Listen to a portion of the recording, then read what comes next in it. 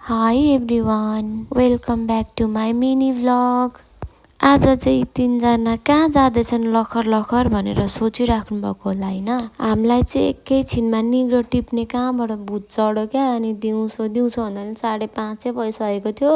अनि हामी चाहिँ निग्रो टिप्न लाग्यौँ। अनि निग्रो टिप्दै थियौँ कि हेर्नु न बाँदरहरू त कति धेरै आएको क्या। त्यो झोला देखेर खानेकुरा ल्याइदियो भनेर होला।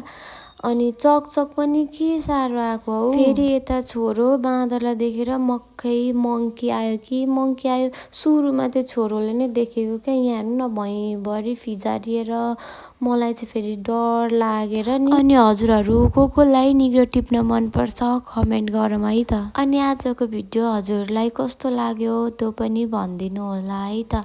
अनि यता बाँदर हेर्दै निग्रो टिप्दै गरेको त भरे लास्टमा निग्रो त एक झोला भएछ। अनि झोलामा निग्रो खातखुत पारेर हामी चाहिँ घरतिर लागेको ल। अनि घरतिर जाँदै थियौँ कि साथीहरू बाटोमा दोकान थियो क्या। के भन्नु झन् चटपटेको घरै जान दिएन क्या। हात समातेर चटपटे खाना आइज भनेर तानै गऱ्यो। अनि हामी चाहिँ चटपटे खानातिर लाग्यौँ।